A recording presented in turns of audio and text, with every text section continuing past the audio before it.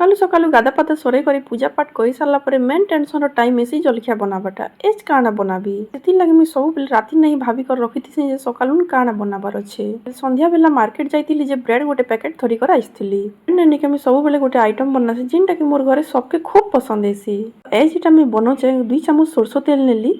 Kashmir red chilli गरम मसला और जीरा पाउडर गोटे गोटे चामच पकाली गोलमरीच पाउडर गोटे चामच बेसन और टिके लेंबू चिपी कर पैन दिकर गोले नेली पर प्याज टमाटो कैप्सिकम और पनीर के छोट छोट कर काटी कर पके कर मिक्स कर नेली क्यूब वाला चीज के भल से ग्रेट करने थी और 2टा स्लाइस चीज भी पके कर मिक्स कर देली पर गोटे पैन गरम कली और से गोटे चामच तेल पकाली मिसे कर रखी सब मिक्सचर के पके कर 3-4 मिनट मत भल से भाजी नेली सब टिके भल से सीझीला पर लास्ट आउ गोटे चीज स्लाइस पकाली ठंडा कर नेली और तार 2टा ब्रेड नेली टिके टिके टमाटो सॉस घसी नेली बनई पनीर मिक्सचर के चारिआडे दीदेली तार peri peri powder pizza seasoning और रेड चिली फ्लेक्स टिके चारिआडे भूरे नेली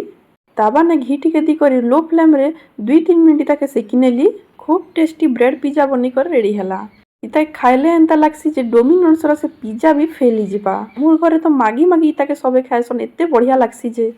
एबे आर काना देखुछन रेसिपी केनता लागला जल्दी कहन।